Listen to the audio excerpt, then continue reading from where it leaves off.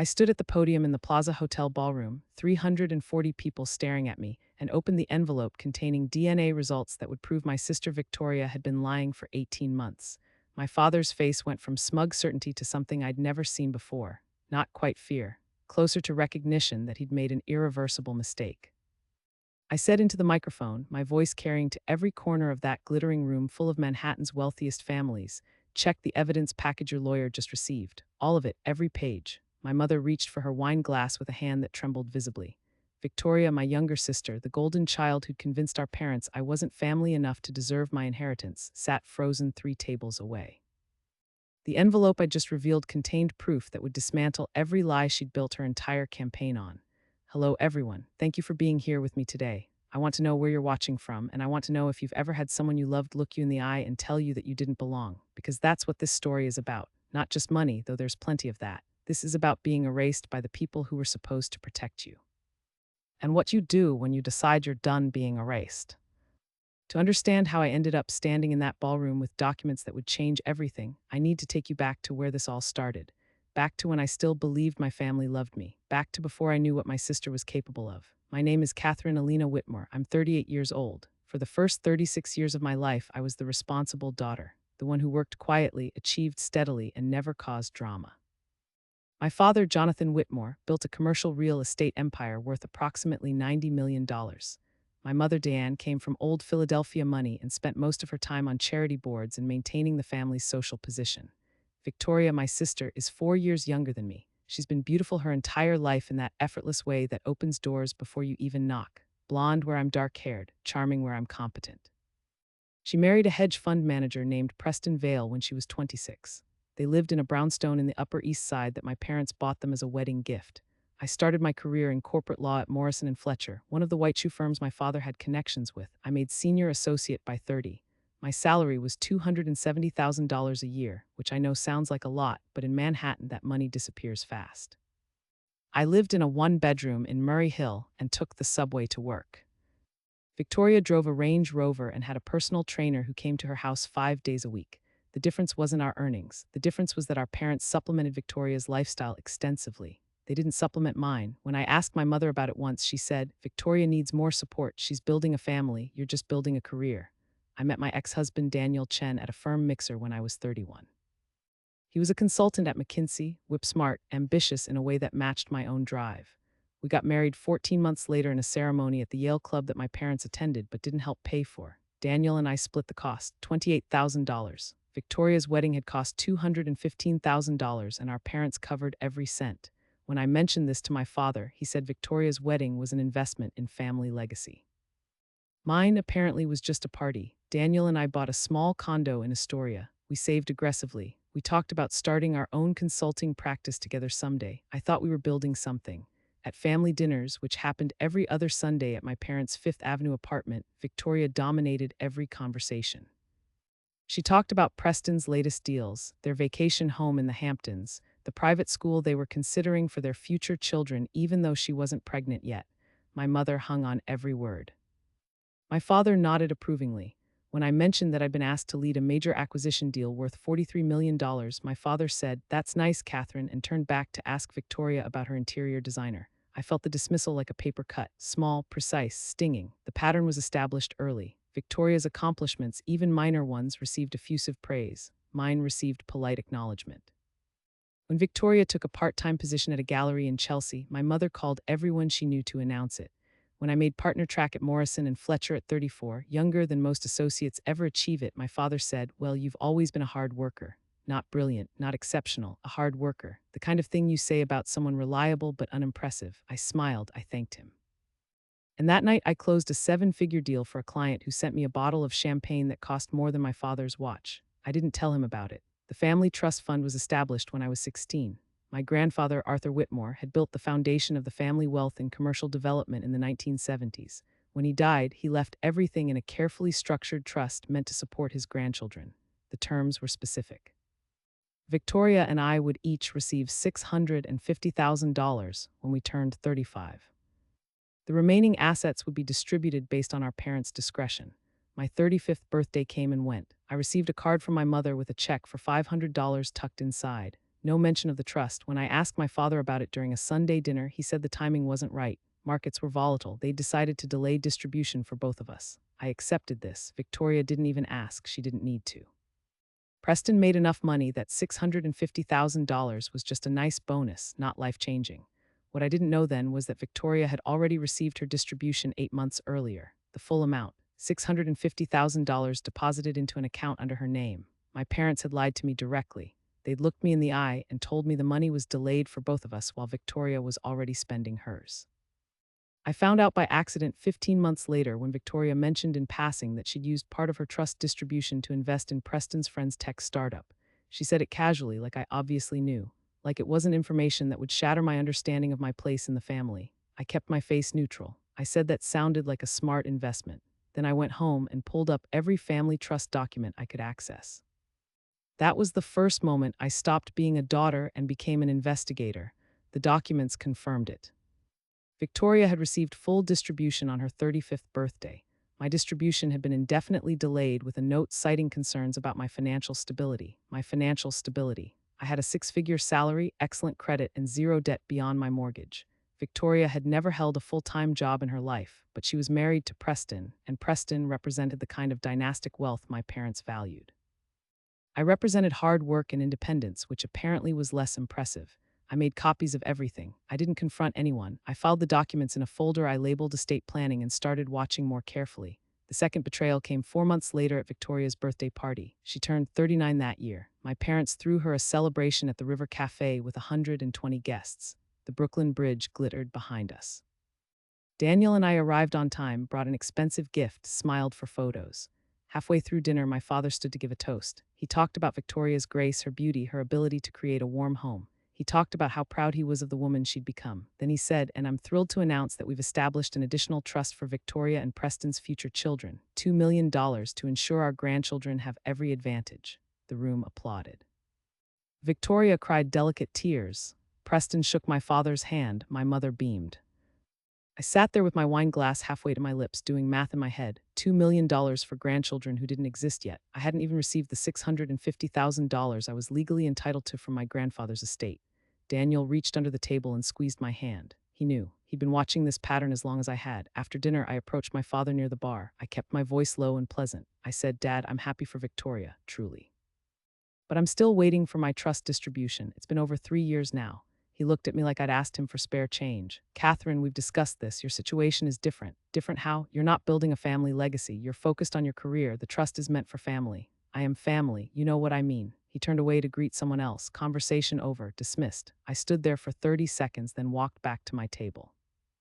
Daniel said, Are you okay? I said yes. I was lying. I wasn't okay, but I also wasn't stupid. I was starting to see the shape of something larger. This wasn't about money. This was about worth, about who my parents considered valuable, and I'd been weighed and found wanting. I started documenting everything after that, every conversation, every promise made and broken, every dollar that went to Victoria that should have been split equally. I opened a separate email account and forwarded myself copies of every family financial document I could access. I reached out to Catherine Stone, an attorney who'd worked on a case with me 3 years earlier. She specialized in trust and estate litigation. I told her I might need her help with a family matter. She said to call anytime. I didn't call yet. I wasn't ready, but I was preparing. The slow realization that I was being systematically excluded from my own family's wealth wasn't dramatic. It was cumulative, small cuts adding up to hemorrhage. At Thanksgiving that year, my mother mentioned that they'd helped Victoria and Preston with a down payment on a vacation property in Nantucket. $325,000, casual, like it was nothing. I asked if they'd consider helping Daniel and me upgrade from our small condo. We'd been saving for years, but Manhattan real estate was brutal. My mother said, Catherine, you make plenty of money, you don't need our help. Victoria, who'd never earned more than $40,000 in a single year, apparently did need help. Significant help, continuous help. I smiled. I said I understood. I added the information to my growing file. Daniel started getting frustrated with me around this time. He'd watch these interactions, and later in our apartment he'd say, Why do you keep going to these dinners? Why do you let them treat you like this? I didn't have a good answer. Partly it was hope. The irrational belief that if I just proved myself enough, achieved enough, stayed patient enough, they'd see my value. Partly it was strategy. I needed to maintain access to family information. If I blew up and stormed out, I'd lose visibility into what they were doing with the trust, with the estate planning, with all the financial mechanisms I was starting to understand they were using to favor Victoria. So I kept showing up, kept smiling, kept taking notes. The trust fund situation reached a crisis point in March of the following year. I was 36, Victoria was 32. My parents called a family meeting at their apartment. Daniel and I, Victoria and Preston, and a lawyer named Richard Pemberton who'd handled my grandfather's estate. Richard explained that my parents were restructuring the family trust. New terms. The remaining assets, approximately $12 million beyond what had already been distributed, would be allocated based on family need and contribution to family legacy. Richard looked uncomfortable as he explained this. These weren't the terms my grandfather had established. These were new terms my parents were imposing. Victoria spoke first. This makes sense. Preston and I are planning to start a family soon. We'll need substantial support. My mother nodded. Exactly. This is about securing the next generation. I said very carefully, what about the original trust terms? Grandfather intended equal distribution. My father waved this away.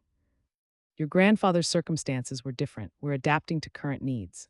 I still haven't received my original distribution, $650,000. Victoria received hers 4 years ago. The room went very quiet. Victoria looked at Preston. My mother suddenly became very interested in her water glass. My father said that distribution was postponed for valid reasons. What reasons? We had concerns about your marriage. Daniel, sitting next to me, went completely still. I said, concerns about my marriage. Victoria's husband is sitting right here. You had no concerns about giving her money while she was married. My father's voice hardened. Preston comes from an established family. We knew that money would be managed responsibly. There it was, the thing they'd never quite said out loud before. Daniel wasn't from money. His parents were immigrants who ran a small restaurant in Flushing. He'd worked his way through Yale on scholarships. He was brilliant and successful and made more money than most people ever see, but he wasn't from an established family. He wasn't their kind of people, and by extension, neither was I anymore. I'd married outside the acceptable circle, which apparently made me too risky to trust with my own inheritance. I stood up. Daniel stood with me. I said, I'll be speaking with my own attorney about this. Richard Pemberton, the estate lawyer, looked relieved. He'd clearly been uncomfortable with the whole arrangement. My father said, Catherine, don't be dramatic. I didn't respond. Daniel and I left. In the elevator, he said, I'm sorry. I said, this isn't your fault. But we both knew my parents' prejudice against him was part of why I was being excluded. Maybe the biggest part. Victoria called me 2 days later. She said, Kate, I didn't know they were treating you differently with the trust. I assumed you'd gotten your distribution like I did. I wanted to believe her. She sounded genuine. But she'd also mentioned using her trust money more than a year ago, and she'd never once asked if I'd received mine. She'd never questioned the inequality. I said, it's fine, Victoria, I'm handling it. She said, don't make this a legal thing. You'll just cause problems for everyone. That's when I knew she wasn't calling out of concern for me. She was calling because she was worried I might disrupt the flow of money that benefited her. I said I had to go. I hung up. I called Catherine Stone and scheduled a consultation for the following week. Catherine's office was in a quiet building in Midtown. She listened to the entire story without interrupting. I'd brought documentation, bank records showing Victoria's trust distribution, notes from family meetings, emails where my parents discussed their plans for the estate. Catherine reviewed everything methodically. Finally, she said, this is a clear case of fiduciary breach. Your parents are trustees. They don't have unlimited discretion to favor one beneficiary over another based on personal preference. Your grandfather's trust terms were explicit, equal distribution. Can we force them to comply? Yes, it'll be ugly. Family litigation always is, but you have an ironclad case. I thought about what ugly meant, depositions, court filings, my parents' friends reading about family dysfunction in legal documents, Victoria's social circle gossiping. Complete destruction of any remaining relationship with my parents. I said, what if I wait? What if I gather more evidence first? Catherine leaned back in her chair. Evidence of what? I think there's more. The way they're restructuring the trust, the way they're moving money around. I think they're planning to exclude me entirely. I want to know the full scope before I act. That's risky. The longer you wait, the more they can distribute to Victoria. Once money is transferred, it's much harder to recover. But if I file now, I only get the $650,000 I'm owed. If there's a larger pattern of misconduct, if they've been systematically violating trust terms for years, the damages could be much higher. Catherine studied me. You're thinking like a lawyer. I am a lawyer. Fair point. She pulled out a legal pad. Here's what you need. Document every transfer, every conversation about the trust, every decision they make that favors Victoria. Keep a detailed timeline. If they're breaching their fiduciary duty systematically, we can make a much stronger case. But Catherine, this could take months, maybe longer. Can you handle that emotionally? I thought about sitting through more family dinners, more holidays where I watched my parents dote on Victoria while dismissing me, more casual mentions of money flowing in her direction. Catherine was asking if I could endure that. The answer was yes. Because every slight, every dismissal, every dollar they gave Victoria instead of me was ammunition. I was building a case. They thought I was just taking it. They had no idea I was loading the gun. I said, I can handle it. The next 8 months were the longest performance of my life. I showed up to every family event. I smiled. I asked polite questions about Victoria's life. I never mentioned the trust. My parents seemed relieved. They thought I'd accepted the situation, that I'd been successfully managed. Victoria started confiding in me again. She complained about Preston's long hours. She talked about their plans to renovate the Nantucket house. She mentioned that our parents had offered to pay for the renovations, another $200,000. I made sympathetic sounds. I took mental notes. I added the information to my file. Daniel and I were struggling. Not because of money, though watching my family's wealth flow exclusively to Victoria, while we scraped to save for a better apartment was wearing. The strain was about something deeper. He saw what this was doing to me, the constant performance, the smile I maintained at family dinners while internally cataloging every slight. He said, "You're becoming someone else." I said, "I'm becoming strategic." He said those weren't different things. We started fighting, small arguments that spiraled. By June, we were barely speaking outside of necessary logistics. I told myself it was temporary. Once I dealt with my family situation, once I'd gotten what I was owed, Daniel and I could rebuild. I was wrong about that, but I didn't know it yet. The pattern continued. My parents gave Victoria and Preston $100,000 for fertility treatments when they decided to start trying for a baby. They gave them $65,000 to join a country club that would be good for Preston's business connections. Every transfer was documented, every gift noted. Catherine and I met monthly. She reviewed my evidence and helped me understand the legal framework. By August, we documented over $1.2 million transferred to Victoria beyond her original trust distribution, money that should have been preserved for equal distribution or at minimum disclosed to me as a fellow beneficiary. My parents were systematically draining the trust to benefit one child while excluding the other. It was breach of fiduciary duty. It was potentially fraud, and it was all carefully documented. Then in September, 18 months after the first betrayal, Victoria did something I didn't see coming. She called me on a Thursday evening. She was crying, real tears, not the delicate kind she produced for our parents. She said, "Kate, I need to tell you something. I've been feeling so guilty." My first thought was that she'd figured out I was building a legal case. My second thought was that she was going to confess something about the money. I was wrong on both counts. She said, "I told Mom and Dad something about you, something that wasn't true, and they believed me, and now I don't know how to fix it." I sat down on my couch. My apartment was quiet. Daniel was working late. I said very calmly, "What did you tell them?" "I told them you said you didn't consider yourself part of the family anymore, that you'd married Daniel to escape us, that you'd said you didn't want anything to do with the family legacy." "Victoria, I never said any of that." "I know I made it up. I was angry because you got the partnership track at your firm, and Preston had just told me he thought we should wait on kids, and I just felt like everything was going so well for you, and I wanted Mom and Dad to stop comparing us." I processed this slowly. "You lied to our parents about me rejecting the family so they'd have a reason to exclude me from the trust." I didn't think it through. I just said it in the moment, and they believed me immediately, and then it became this whole thing where Dad said it made sense to restructure everything because you'd chosen to distance yourself. "Kate, I'm so sorry. I'll tell them the truth. I'll fix it." She wouldn't fix it. I knew that. Even if she confessed, the damage was done. My parents wanted to believe I'd rejected them because it justified what they were already doing. Favoring Victoria wasn't cruelty if I'd chosen to leave the family. It was just respecting my wishes. Victoria had given them the perfect excuse and they'd grabbed it. I said, "When did you tell them this?" "About 2 years ago." 2 years. Every decision since then, every dollar diverted to Victoria, every trust restructuring had been built on a lie my sister told because she was jealous, because I'd achieved something professionally and she felt diminished by comparison. I said, "Thank you for telling me. Are you mad? I need to think about this." "You later." I hung up. I sat on my couch for 20 minutes without moving, then I called Catherine Stone. It was 8:30 at night, but she answered. I told her everything. When I finished, she was quiet for a long moment. Then she said, "This changes everything. This isn't just fiduciary breach anymore. Your parents made decisions based on deliberately false information. If we can prove Victoria lied and they acted on that lie to your financial detriment, we're talking about fraud. Potentially conspiracy. Catherine, this could invalidate every trust decision they've made in the last 2 years. Can we prove she lied? Did she just admit it to you on a phone call? Yes. Was it recorded? No, but I can get her to admit it again, in writing. Don't do anything yet. Let me think about the legal strategy. This is bigger than recovering your trust distribution now. This could unwind their entire restructuring, but we need to be careful. If Victoria realizes you're building a case, she'll deny everything." I said I understood. We scheduled a meeting for the following week. I sat in my dark apartment and thought about my sister, the little girl who used to follow me around, the teenager who borrowed my clothes without asking, the woman who'd lied to our parents about me rejecting the family because she was jealous of a job promotion. I wasn't angry, not yet. I was calculating. Victoria had just handed me the key to everything. I just needed to use it correctly. The next morning, I texted Victoria.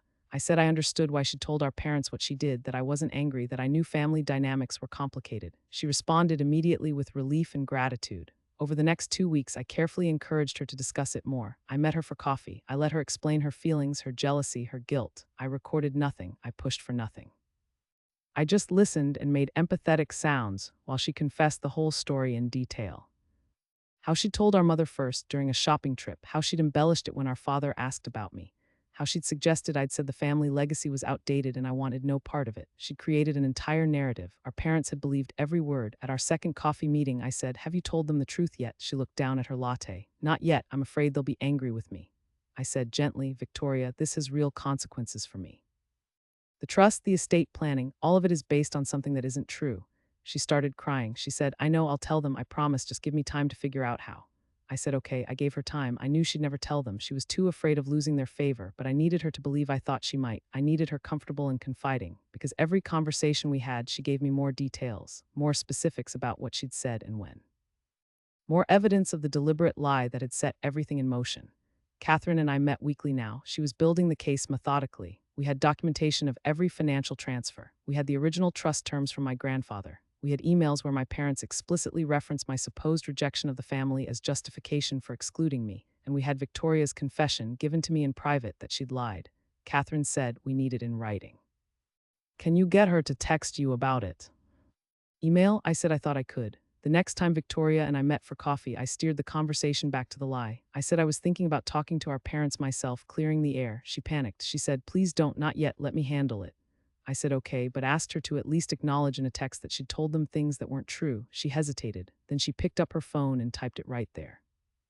"I know I told Mom and Dad things about you that weren't accurate. I'm going to fix it soon, I promise." She showed me the text before sending. I said, "You should send that to me so I know you're serious." She did. The text came through. I had it in writing. Catherine called it the smoking gun. Victoria had admitted in writing to telling our parents false information about me.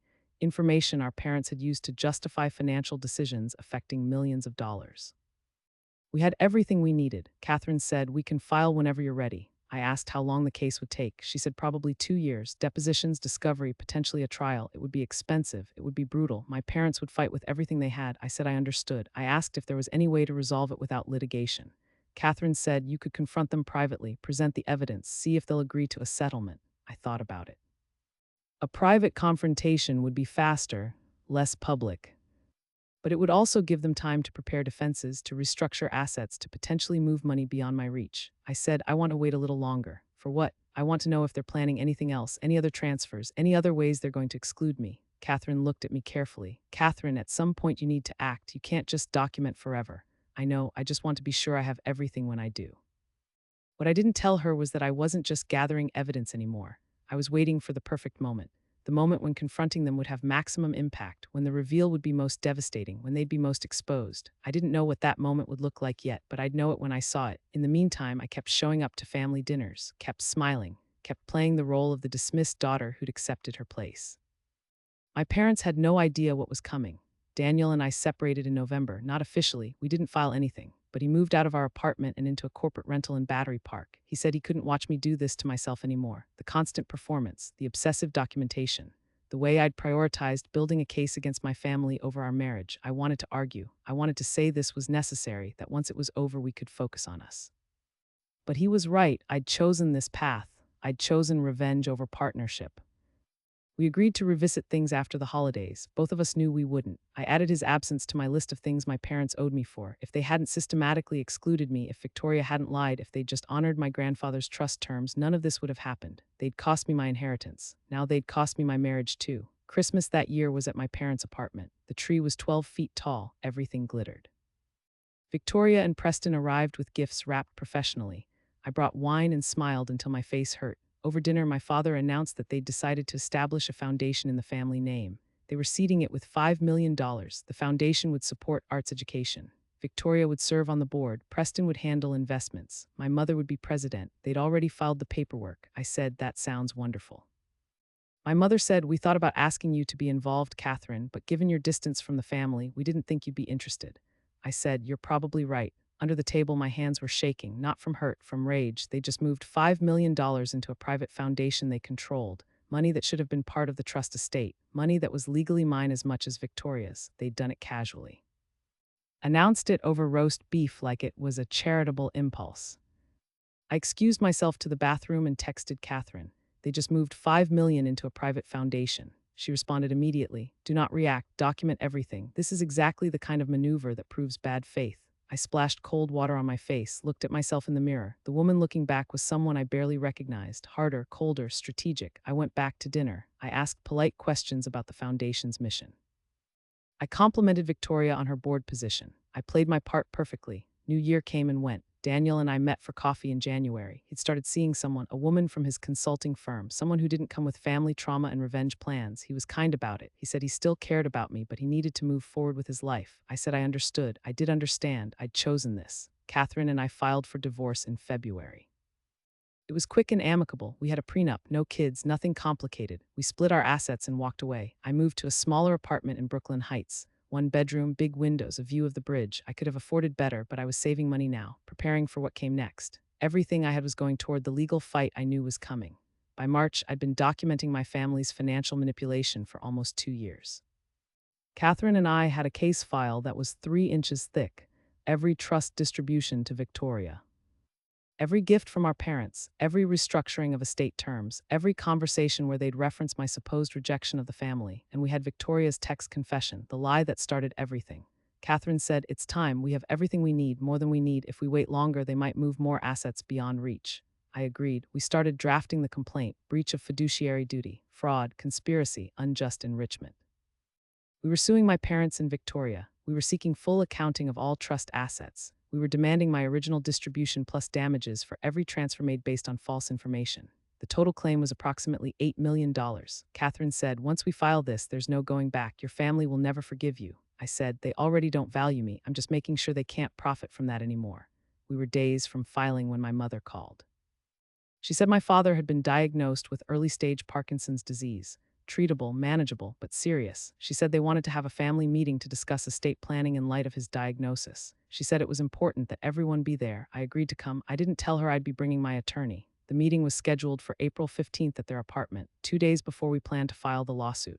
Catherine said this could be an opportunity. If they're revisiting estate planning, maybe they'll try to make things right. I didn't believe that, but I was curious what they were planning. I told Catherine to prepare to file immediately if the meeting went badly. I had a feeling it would. The night before the meeting, I couldn't sleep. I kept thinking about my grandfather, about the trust he'd created to take care of both his granddaughters equally, about how my parents had twisted that intention to favor the child who fit their social expectations. About Victoria's lie and how easily our parents had believed it because it confirmed what they already wanted to think.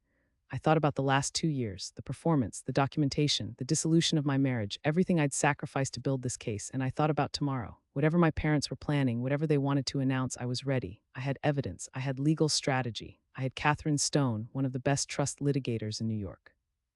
They thought they'd successfully marginalized me. They thought I'd accepted being the less favored daughter. They were about to learn exactly how wrong they were. I arrived at my parents' apartment at 10 in the morning. Catherine Stone met me in the lobby. She carried a leather briefcase and wore a charcoal suit that meant business. We rode the elevator in silence. When the doors opened on the 14th floor, I could hear voices from inside the apartment. Victoria and Preston were already there. My mother's laugh drifted through the doorway. Catherine touched my arm. Remember, we're here to listen. We document everything. We don't reveal anything unless absolutely necessary. I nodded. We walked in. My father was sitting in his usual chair by the window. He looked smaller than I remembered. The Parkinson's wasn't visible yet, but knowing it was there changed how I saw him. My mother stood near the bar, arranging glasses. Victoria and Preston sat on the cream-colored sofa. Preston was checking his phone. Victoria looked up when I entered. Kate, you came. Her voice had that bright, false quality. My mother turned. Her smile froze slightly when she saw Catherine. Catherine, who is this? This is Catherine Stone. She's my attorney. You said this was a meeting about estate planning. I brought legal representation. My father's expression hardened. This is a family matter. Catherine's voice was pleasant and professional. Estate planning is both a family matter and a legal one. I'm here to ensure Catherine's interests are represented, unless there's a reason she shouldn't have counsel present. My mother looked at my father. Something passed between them. Finally, he said, fine, sit down. We sat. Catherine placed her briefcase on the floor beside her chair. She pulled out a legal pad and a pen. My father watched her with visible irritation. Then he cleared his throat. I've asked everyone here because my diagnosis changes things. I need to make sure everything is in order. Diane and I have made some decisions about the estate. Victoria reached for Preston's hand. My mother poured herself sparkling water with hands that trembled slightly. My father continued. We've decided to simplify the trust structure. Too many complications, too many moving parts. We're dissolving the existing family trust and redistributing assets directly. Catherine wrote something on her pad without looking up. I kept my face neutral. My father said Victoria and Preston will receive the house in Nantucket, full ownership, no trust complications. They'll also receive direct transfer of $4 million to establish their family foundation. I let that number sit in the air, $4 million, on top of everything they'd already received. My mother jumped in. We think this makes the most sense for family legacy. Victoria and Preston are building something. Children, eventually, a real family structure. The implication hung there. I wasn't building a real family. I was divorced. I was alone. I was, in their eyes, a dead end for the Whitmore name. Catherine wrote again. My father looked at me. Catherine, you'll receive a one-time payment of $400,000. That's fair compensation for your original trust distribution, adjusted for the delays. I did math in my head. My original distribution was $650,000. They were offering me $400,000, less than what I was legally owed, while Victoria received millions. I opened my mouth. Catherine's hand touched my knee under the table. A warning, let them finish. My father continued. In exchange, you'll sign a full release. No further claims on the estate. No challenges to our estate planning decisions. Clean break, my mother added. We think it's best for everyone. You've made it clear you don't want to be part of the family legacy. This way you're free to live your own life. Victoria was staring at her lap. Preston looked bored. My father pushed a document across the coffee table toward me. Richard Pemberton prepared the release, standard language. You can have your attorney review it. Catherine picked up the document. She read slowly, 3 pages. I watched my father watching her. He looked confident, satisfied, like this was already done. Catherine set the document down. I'll need time to review this properly with my client. My mother's voice turned sharp. How much time? Several days. This is a significant financial and legal decision. My father leaned forward. We'd like this resolved today. Catherine has been waiting for her distribution for years. We're prepared to write the check right now. $400,000, immediate transfer. All she has to do is sign. There it was, the pressure, the artificial urgency, the attempt to force a decision before I could think clearly. Catherine said very calmly, no competent attorney would advise a client to sign a full estate release without proper review. If you want this resolved quickly, you should have provided the documents in advance. My father's jaw tightened. Catherine, do you want the money or not? I looked at him, at his expensive watch, at the apartment around us that I'd grown up in, at the portrait of my grandfather on the wall behind him. I thought about the file Catherine and I had built, the evidence. Documentation, the text message from Victoria admitting she'd lied. We had everything we needed to destroy them in court. But sitting here, watching my father diminished by illness, watching my mother's desperate attempt to control the narrative, I felt something unexpected. Not pity, not forgiveness, just weariness. I was so tired of performing, of strategy, of this endless chess game. I said quietly, I want what's fair. My father smiled. He thought that meant I'd take the $400,000. He thought I was capitulating. Then sign the release. $400,000 is more than fair. Catherine spoke before I could. Catherine is entitled to $650,000 under the original trust terms established by Arthur Whitmore. You're offering her substantially less while transferring millions to Victoria. That's not fair by any legal standard. My mother stood up. Her voice rose. This is exactly why we didn't want lawyers involved. This is a family decision. Then treat Catherine like family. Catherine's voice didn't rise. It didn't need to. Honor the trust terms her grandfather established. Provide equal treatment to both daughters. That's what family does. Victoria finally spoke. Her voice was small. Maybe we should just give Kate what the trust says. $650,000. That's what grandfather wanted. My mother turned on her. Victoria, you don't understand the full picture. But Victoria kept going. I understand that Kate was supposed to get the same amount I got, and she didn't, and that's not fair. Preston looked at his wife like she'd started speaking another language. My father said, Victoria, this doesn't concern you. It does concern me. You gave me everything. You gave Kate nothing, and you based it on things I told you that weren't true. The room went very still. My mother's face drained of color. My father stared at Victoria. What are you talking about? Victoria's hands twisted in her lap. I told you Kate said she didn't want to be part of the family, that she rejected the family legacy. I made it up. I lied. Kate never said any of that. I was jealous and stupid, and I lied. She was crying now, real tears, not the delicate kind. I tried to tell Kate I was sorry. I promised I'd tell you the truth, and I kept chickening out, but I can't do this anymore. I can't watch you cut her out based on lies I told. Preston reached for Victoria's shoulder. She shrugged him off. My mother sank onto the arm of the sofa. My father's face had gone rigid. He looked at me. Did you know about this? I nodded. She told me 14 months ago. She said she'd tell you herself. I was waiting to see if she would. Catherine added, calm as glass, we have written confirmation of Victoria's admission. text messages where she acknowledged providing false information to you about Catherine's feelings toward the family. Information you then used to justify excluding Catherine from trust distributions.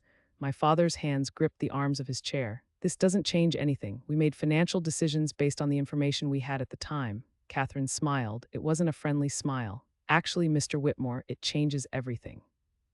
When trustees make decisions based on deliberately false information provided by one beneficiary about another, and those decisions financially harm the disadvantaged beneficiary, that's fraud. It's also breach of fiduciary duty. Every trust distribution you've made to Victoria for the past 2 years is potentially voidable. She reached into her briefcase. She pulled out a folder, 3 inches thick. This is a complete accounting of every financial transfer you've made to Victoria since Catherine's 35th birthday: trust distributions, direct gifts, real estate down payments, investment seed money, country club memberships, fertility treatments, Nantucket house renovations. The total is $1,763,000, not including the $4 million you just proposed giving her today. My mother whispered, "How did you get this information?" Catherine documented everything, every conversation, every transfer, every time you referenced her supposed rejection of the family to justify excluding her. She's been building this case for 2 years. Catherine pulled out another document. This is the text message where Victoria admitted to lying. Dated November 7th of last year. I'll read it aloud. "I know I told Mom and Dad things about you that weren't accurate. I'm going to fix it soon, I promise." Victoria sent this to Catherine. It's authenticated. It's admissible. My father looked at Victoria. She was sobbing into her hands. He looked at me. For the first time in my life, I saw something like fear in his eyes. "What do you want, Catherine?" I'd been waiting for this question for 2 years. I'd imagined this moment 1,000 times. In my head, I was calm, powerful, surgical. In reality, my heart was pounding so hard I could feel it in my throat. I said, "I want you to honor the trust terms my grandfather established. $650,000, my original distribution." My father nodded slowly. "Done, we can make that happen.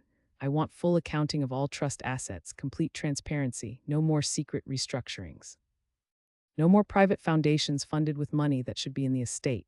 My mother's voice was sharp. "The foundation is already established. We can't just—" Catherine interrupted. "You absolutely can. You can dissolve it. You can return the assets to the trust. You can do whatever is necessary to comply with your fiduciary obligations, or we can let a judge decide." My father raised a hand. "Fine, we'll provide full accounting. What else?" I looked at Victoria. She was still crying.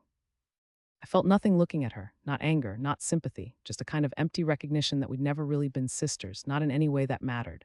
"I want Victoria to repay the excess distributions she received, everything beyond her original $650,000 entitlement. If you gave her money based on lies she told, she doesn't get to keep it."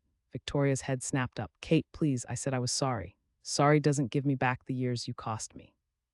Sorry doesn't restore my marriage. Sorry doesn't undo the humiliation of watching you get everything while I got nothing." My voice wasn't loud, it was cold. "You lied about me to our parents because you were jealous of my job. You destroyed my relationship with them because you couldn't stand that I'd achieved something you hadn't. You took money that wasn't yours. Now you pay it back." Preston stood up. "This is insane. I can't demand Victoria return gifts her parents gave her." Catherine didn't even look at him. "Actually, when those gifts were made based on fraudulent information in violation of trust terms by trustees acting in bad faith, we absolutely can demand repayment, and we will." She pulled out another document. "This is the complaint we're prepared to file: breach of fiduciary duty, fraud, conspiracy, unjust enrichment. We're suing all three of you, Jonathan and Diane Whitmore, as trustees. Victoria Whitmore Vale as a party to the fraud. We're seeking $8 million in damages, full disgorgement of all improper transfers, removal of the trustees, and an order appointing an independent trustee to manage the remaining estate assets." My mother made a sound like she'd been hit. My father stared at the document Catherine had placed on the table. Victoria looked at me with something close to horror. Preston was on his phone, probably texting his own attorney. The silence stretched. Finally, my father said, "If we agree to your terms, the accounting, Catherine's full distribution, unwinding some of the transfers, you'll drop this." I looked at Catherine. She looked back at me. Her expression was carefully neutral. This was my decision. I could take what they were offering: $650,000, full accounting, some concessions. It wasn't everything. Victoria would probably still come out ahead, but it was something, or we could go to court. 2 years of depositions and discovery, public humiliation for all of us. My parents' friends reading about family dysfunction in legal filings, the possibility of getting nothing if a judge decided family gifts weren't recoverable. Catherine had prepared me for this moment. She told me that settlements were usually smarter than trials, that getting something concrete now was better than gambling on everything later. But sitting there, looking at my father's face, I realized something. I didn't want their money anymore. What I wanted was for them to admit what they'd done.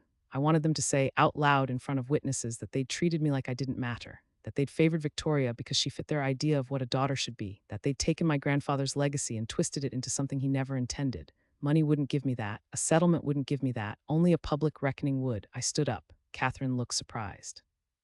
I said, "No, we're not settling." My father's eyes widened. "Catherine, be reasonable." I picked up my bag. "I've been reasonable for 38 years. I've been patient and quiet and grateful for scraps while you gave Victoria everything.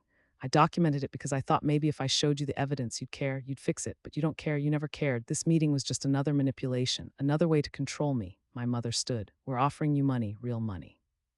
What more do you want? I want you to face consequences. I want a judge to look at what you did and rule that it was wrong. I want Victoria to lose the things she got by lying about me. I want everyone who attends your charity galas and your foundation events to know exactly what kind of people you are." I walked toward the door. Catherine gathered her briefcase and followed. My father's voice rose. "If you do this, you're out of this family permanently. No more dinners, no more holidays.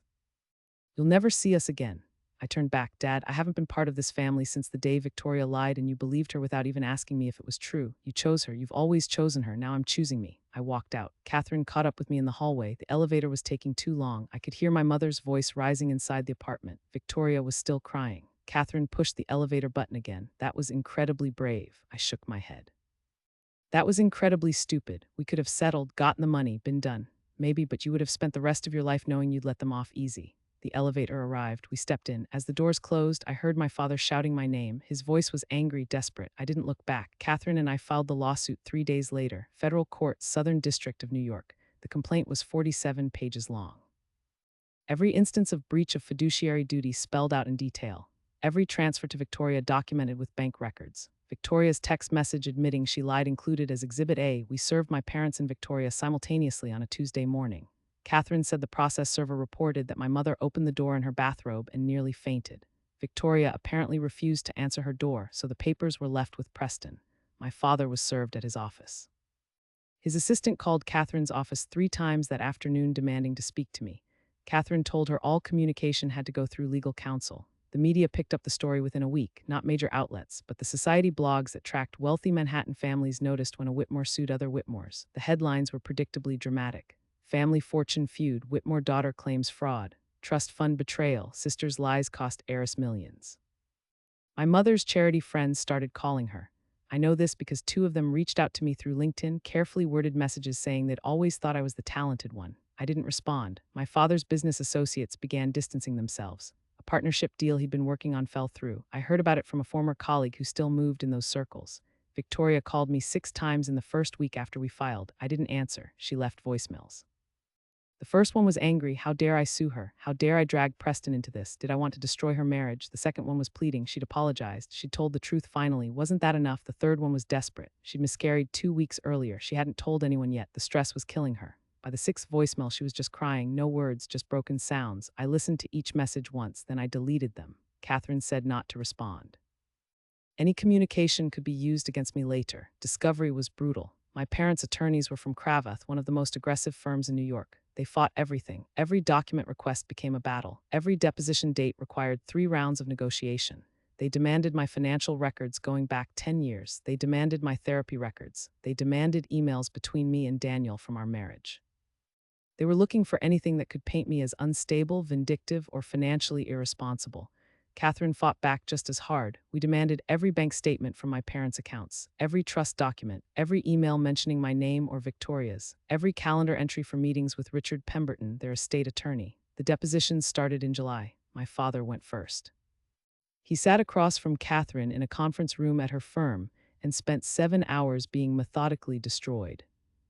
Catherine walked him through every financial decision he'd made regarding the trust, every transfer to Victoria. Every time he told me the money wasn't available, she showed him bank statements proving he'd lied. She showed him his own emails discussing how to structure things to favor Victoria. When she asked him directly why he treated his daughters differently, he said Victoria needed more support. Catherine asked why. He said Catherine was always more independent. Catherine asked if independence was a reason to deny someone their inheritance. He had no good answer. My mother's deposition was worse. She cried for the first hour, real tears that smeared her makeup. She kept saying she'd never meant to hurt me, she just wanted to help Victoria. Catherine was relentless. She showed my mother the timeline. Every birthday where Victoria got extravagant gifts while I got modest ones. Every Christmas where the disparity was visible. My mother insisted it wasn't about favoritism, it was about need. Catherine asked if she'd ever once asked me what I needed. My mother went silent. The answer was no, she'd never asked. Victoria's deposition was scheduled for August. She tried to delay it 3 times, medical reasons, her miscarriage, stress. The judge denied the delays. She showed up looking hollowed out. She'd lost weight, her clothes hung loose. Preston sat in the back of the conference room looking furious. Catherine started gently. Ask Victoria to describe her relationship with me growing up. Victoria said we'd been close. Catherine asked when that changed. Victoria said when I got married. Catherine showed her the timeline. The changes actually started when I made senior associate at my firm, when I started earning real money, when my professional success began to eclipse Victoria's social success. Victoria tried to deny it. Catherine showed her emails where she'd complained to our mother about me being arrogant, about me thinking I was better than everyone. Then Catherine asked about the lie. Victoria's face crumpled. She admitted it again on the record this time. She told our parents I'd rejected the family because she was jealous, because she felt diminished, because our parents paid more attention to my achievements than her social life and she wanted that attention back. Catherine asked if she understood that her lie had cost me millions of dollars. Victoria said she hadn't thought it through. She hadn't realized our parents would actually use it as justification to restructure the trust. Catherine asked if she'd spent the money she received based on that lie. Victoria said yes, country club memberships, renovations, investments. Catherine asked if she felt she should return it. Victoria said she couldn't, it was spent. She and Preston didn't have liquid assets to repay that kind of money. Preston's deposition was scheduled next. He was aggressive from the first question. He insisted Victoria had done nothing wrong, that family gifts weren't recoverable, that this whole lawsuit was a vindictive attack by a bitter divorced woman who couldn't stand seeing her sister happy. Catherine let him rant. Then she asked if he'd benefited financially from Victoria's relationship with her parents. He said of course he had. That's what marriage was, combining resources. Catherine asked if he'd known the money was coming from trust assets that should have been equally distributed. He said he didn't ask questions about family finances. Catherine asked if he'd encouraged Victoria to tell the truth about her lie. He said he'd told her to leave it alone, that bringing it up would just cause problems. Catherine asked if he'd benefited from those problems, from the money that flowed to Victoria instead of me. He said that was a distorted way to look at it. Catherine said that would be for the jury to decide. We didn't go to trial. 3 weeks before the trial date, my parents' attorneys requested a settlement conference. The judge assigned a mediator. We met in a neutral conference room in a building near Foley Square. My parents sat on one side with their attorneys. I sat on the other side with Catherine. Victoria and Preston were in a separate room. The mediator was a retired judge named Marion Frost. She'd handled complex trust litigation for 30 years. She spent the first hour meeting with each side separately. When she came back to our room, she said, "Your parents are terrified. They know they're going to lose if this goes to trial." Catherine asked what they were offering. Judge Frost said they'd agreed to full accounting of all trust assets. They'd dissolve the private foundation and return the $5 million to the trust. They'd pay me my original distribution of $650,000 immediately, and they'd pay an additional $1,200,000 in damages and attorney's fees. Total $1,850,000. They'd also agreed to equal treatment in all future estate planning, binding terms. If they violated it, I could seek immediate enforcement without having to file a new lawsuit. I asked about Victoria. Judge Frost said Victoria and Preston would contribute $200,000 to the settlement. It wasn't full repayment of what Victoria had received, but it was what they could actually pay without filing for bankruptcy. I looked at Catherine. She said, "It's a strong offer. You'd get more than your original distribution. You'd get full transparency going forward, and you'd avoid the uncertainty of trial." I asked what would happen if we went to trial. Catherine said we'd probably win on the fiduciary breach claims. We might win on the fraud claims. But a jury could award anywhere from $1 million to $8 million depending on how sympathetic they found my family. Or they could decide family gifts were largely non-recoverable and award just the base distribution. Trials were unpredictable. I thought about my grandfather, about the trust he created to take care of both his granddaughters equally, about how my parents had twisted that into a tool for favoritism. Taking the settlement meant getting money. Going to trial meant getting vindication. Judge Frost said, "Can I offer an observation? You've already won. Your parents know what they did was wrong. They're facing public humiliation. Their reputation in their social circle is damaged. Victoria's marriage is strained. You've held them accountable. The question now is whether you want money or more punishment." She was right. I'd already got what I really wanted. They knew, everyone knew, the settlement would make it official. I told Catherine to accept the offer. We spent the next 4 hours negotiating the exact terms. The money would be paid in 3 installments over 6 months. The accounting would be completed by an independent forensic accountant within 90 days. The foundation would be formally dissolved within 60 days. Victoria and Preston's $200,000 would be paid immediately from the sale of their Nantucket house. All parties would sign mutual non-disparagement agreements. No one could publicly discuss the case details, but the court filings would remain public record. Anyone who wanted to know what happened could read them. We signed the settlement agreement at 6:30 that evening. My father's signature was shaky. My mother wouldn't look at me. Victoria signed with tears running down her face. Preston signed and then immediately left the room. I signed last. My hand was steady. Catherine and I walked out into the late summer evening. The air was thick and humid. She said, "How do you feel?" I said I didn't know yet. We walked to a bar 3 blocks away. Catherine ordered bourbon. I ordered vodka. We sat in silence for a few minutes. Then she raised her glass to holding them accountable. I clinked my glass against hers to being done. The first payment came through in September, $650,000, my original distribution. Finally, after 7 years, I deposited it and felt nothing. The money didn't change anything. It didn't restore my relationship with my parents. It didn't undo the years of feeling less than. It was just money. The second payment came in November, $1 million. Combined with my savings, I suddenly had real wealth, more than I'd ever imagined having. I hired a financial advisor. We set up investment accounts, retirement funds. I bought a small house in Brooklyn, Park Slope, 3 bedrooms, a backyard with an old maple tree. I didn't need 3 bedrooms, but after years in small apartments, I wanted space. The forensic accountant's report came in December. 173 pages documenting every trust transaction for the past 15 years. It confirmed everything Catherine and I had suspected. My parents had been favoring Victoria since we were in our 20s. Small things at first, paying her rent while I paid my own, buying her a car while I took the subway, then larger things, down payments on houses, investment seed money. The amounts added up to over $2.4 million beyond equal distribution. The report recommended that my parents be removed as trustees and replaced with a professional trust company. My parents agreed without fighting it. They didn't have the energy left to fight. Victoria and Preston sold the Nantucket house in January. The market was good. They cleared enough to pay me the $200,000 plus pay off some of their own debts. Victoria sent the check with a note. "I'm sorry," written in her handwriting, nothing else. I deposited the check. I threw away the note. Preston filed for divorce 3 months later. I heard about it through a former family friend who still kept tabs on the social scene. Apparently, the stress of the lawsuit and losing the house and the public humiliation had broken something in their marriage. Preston had started seeing someone else. Someone whose family didn't come with legal baggage. Victoria moved back in with our parents, full circle. I didn't speak to my parents for 18 months after the settlement. They didn't try to contact me either. The final payment came through in February of the following year, $200,000 to cover attorney's fees and the last portion of damages. I was officially done. My share of the family wealth was secured in accounts they couldn't touch. The trust was being managed by professionals who had fiduciary obligations that were actually enforceable. I'd won, but winning felt different than I'd imagined. Quieter, less triumphant, just a kind of settled calm. My father died in April, 2 years after his Parkinson's diagnosis. Complications from pneumonia. He went quickly. My mother called to tell me. Her voice was flat. She said the funeral would be on Thursday at their church on 5th Avenue. She said I was welcome to come. She didn't say she wanted me there. I went anyway. I sat in the back. Victoria sat in the front row with my mother. She looked older, thinner, worn down. She saw me during the processional. Our eyes met. I didn't. Neither did she. After the service, I walked to the front. I hugged my mother briefly. She felt fragile in my arms. She said, "Thank you for coming." I said, "He was still my father." Victoria stood next to us. She said, "Kate." I said, "Victoria, nothing else." What was there to say? I left before the reception. I walked through Central Park. It was spring. The trees were flowering. I thought about my father, about the ways he'd failed me. About the ways I'd probably failed him too, by not fighting harder for his love earlier.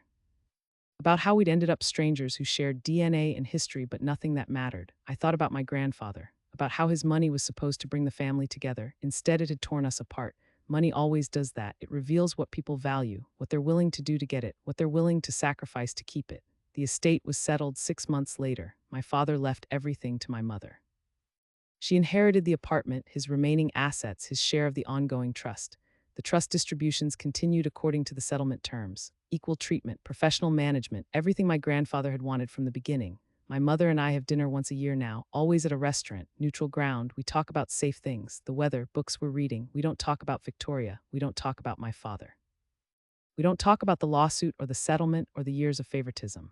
Those subjects are closed. We're polite, we're careful, we're not family in any real sense, but we're not enemies either. We're just 2 women who share history and nothing else. Victoria reached out last year, email. She said she was in therapy, working through things. She said she understood now that her lie had come from deep insecurity, from feeling like she'd never be enough in our parents' eyes unless I was less. She said she was sorry, genuinely sorry. She said she didn't expect forgiveness, but she wanted me to know she'd changed. I read the email 3 times, then I wrote back. I said I appreciated her honesty. I said I hoped therapy was helping her. I said I didn't forgive her yet, but maybe someday I would. I said I needed more time. She wrote back saying she understood. We don't talk regularly, but we're not completely cut off either. Maybe that's progress. Maybe it's just détente. I'm not sure it matters. I'm 41 now. I run my own consulting practice. Estate litigation, trust disputes, family wealth conflicts. Turns out living through a 2-year legal battle with my own family made me exceptionally good at helping other people navigate theirs. I understand the emotional dynamics, the power plays, the way money becomes a substitute for love. My clients appreciate that I've been where they are, that I know what it costs to fight family in court. Business is good, better than good. I'm making more than I ever did at the firm. I have autonomy, purpose, work that matters. I live in the house in Park Slope. I planted a garden last spring.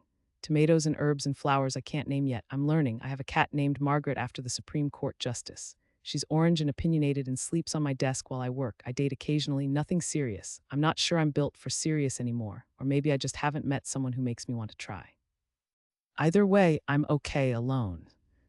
I learned that through all of this. Being alone is different from being lonely. I have friends, a life, work I care about. I don't need family validation anymore. I don't need my parents' approval. I don't need Victoria's friendship. I just need to be okay with who I am, and I am. Sometimes I think about the woman I was 7 years ago, the one who sat at family dinners and smiled while being dismissed, the one who swallowed hurt and called it patience. The one who thought if she just achieved enough, earned enough, proved enough, they'd finally see her value. I don't miss her. She was trying to earn something that should have been given freely. Love isn't supposed to be a competition. Family isn't supposed to be conditional. She didn't understand that yet. I do now. My name is Catherine Alina Whitmore. I was the daughter who didn't matter, the granddaughter whose inheritance was delayed and diminished, the sister whose achievements were dismissed while lies about her were believed. I was invisible in my own family, but I documented everything. I gathered evidence. I hired the best attorney I could find, and I fought back, not just for money, for dignity, for recognition that what they did was wrong, for the principle that you can't treat people like they don't matter and expect no consequences. I won not just the settlement, not just the money. I won my self-respect back. I won the knowledge that I don't have to accept being less than. I won freedom from caring what they think. If someone in your life is setting the terms of your worth, if you're diminishing yourself to fit into someone else's hierarchy, if you're accepting crumbs while someone else gets the feast, stop. Document everything. Find good counsel. Build your case. And when you're ready, stand up and demand what you're worth. Not because they'll necessarily give it to you, but because the act of demanding it changes who you are. You stop being someone things happen to. You start being someone who makes things happen. That shift is worth more than any settlement. Trust me. Hit that like button if this story resonated with you. Share it with someone who needs to hear it. Comment below with the word dignity if you're claiming your worth today. And remember, your value doesn't decrease based on someone's inability to see it. You just have to be brave enough to see it yourself.